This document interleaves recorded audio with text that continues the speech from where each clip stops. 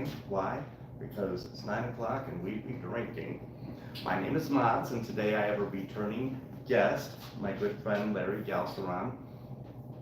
And today we have so much going on at Argonaut, it's just amazing. Kentucky Derby, we have a food truck starting at 1 o'clock in the Argonaut parking lot. It is Game 7 for the Avalanche, Game 7 for the Nuggets, Cinco de Mayo, Kentucky Derby, everything is happening, including this wonderful video for Mother's Day. Nothing says Mother's Day like Italian wines. Absolutely. Right, Larry? That's right. So, welcome back to the table, Thanks, Mats. and let's take it away. Yeah. So today we have some Italian wines from the Palladino family, started in 1974. My birth year. Exactly. They are in the town of Serralunga, which is right in the heart of the Barolo region. And what's amazing about this is the family, they are trying to stick to the traditional roots of the wines coming out of Piedmont region, which, Right. just for those that don't know, that's in the northwest part of Italy, just up against the Alps. So the climate there and elevation is perfect for the grapes that are in these wines. I mean, you really can't find a bad wine out of the That's Piedmont true. region. From the top to bottom, they're just fantastic.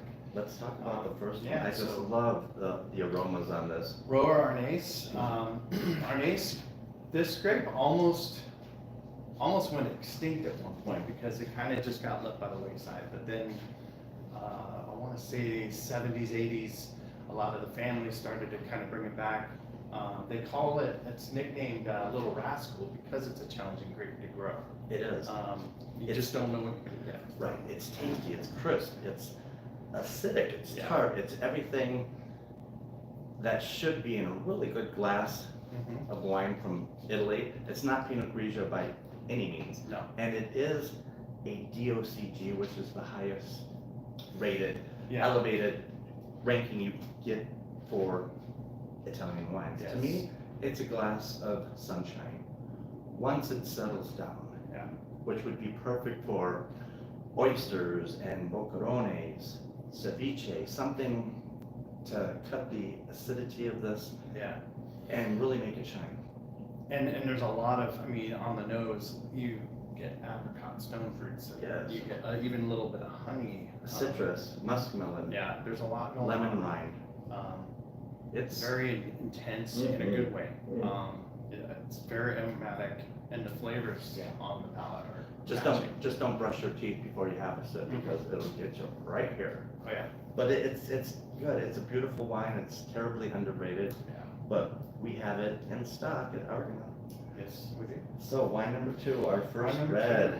So Dolcetto d'Alba. So Dolcetto from the d'Alba. Those basically are saying where the grapes are from. Right.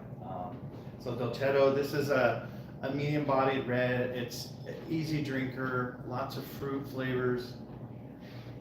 And very nicely priced Mhm. because this would be perfect for pizza, lasagna, pasta. Just don't overthink it You can because really pair it with anything. Sure. it was meant to be drank young. You get the intense blackberry and blueberry and plum notes Absolutely. that are so apparent in Italian wines. Yeah, and I mean, another fun fact, all these wines are hand harvested. If anyone's not familiar, Piedmont is a lot of rolling hills that most of them are steep, but they get that exposure to the sun, which helps ripen the grapes fully. But because of the steepness, you can't really do any machine harvesting, so. Right. And the family, they're doing such great work with all of these wines. They have 2 boys, 2 girls, and they're carrying on the tradition Yeah. that really shine through, obviously, in the bottles and this glass of wine. Yeah. Dolcetto, wow. It's tannic, it's acidic, it's gripping. But not intense to the point where you can't enjoy it. Right. And paired with food, it would just, it would cut those and be a perfect balance. Yes, fried ravioli, Oh, something there you like go. that. That would be absolutely incredible. Mhm. Okay, wine number 3. Barbera d'Alba. Yes. So Barbera, a little darker colored wine, and you get a little bit more of your black I like fruits that. than your red Sure, fruits from sure. the previous. Mm. And I get a little bit of baking spice on this. Oh yeah, Chinese 5-spice, some black pepper, white pepper, black tea, forest floor, black olives, a lot of the black essences. Yeah, I get some blackberries.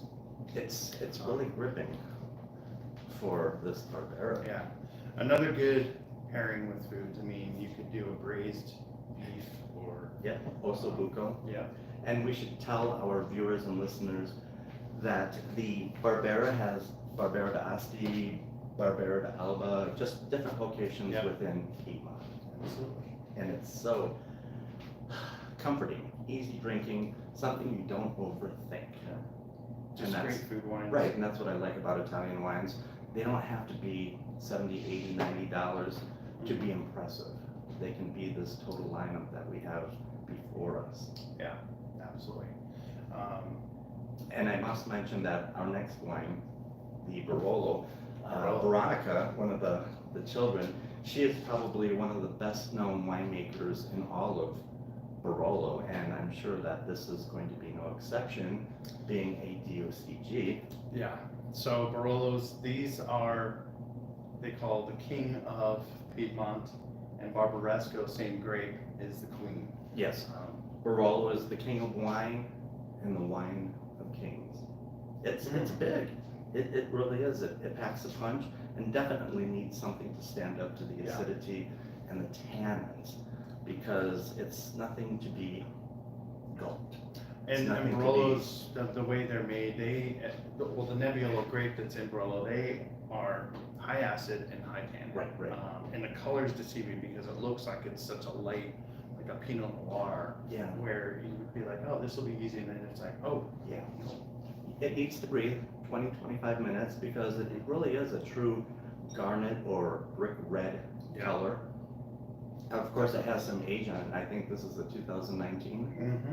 So it's been 6 years in the bottle, so give it time to breathe, Yeah. 20, 25 minutes, and then taste it. Because it will really open up and be very expressive. Absolutely. So good. What a great lineup for Mother's Day in Italy. Who knew? Who would have thought? So Larry, thank you so much for Absolutely. coming back to the table. And everybody, come on down to Argonaut today because a lot is happening. Kentucky Derby, Cinco de Mayo, these wonderful wines Ms. Sheila already put on sale. So we hope to see you soon. If you see myself or Aaron or David or Larry in the store, stop us, chat us up, and see what we can help you with, okay? So Larry, ciao, ciao, Bella, Ciao. and thanks again for sharing these wonderful Absolutely. wines.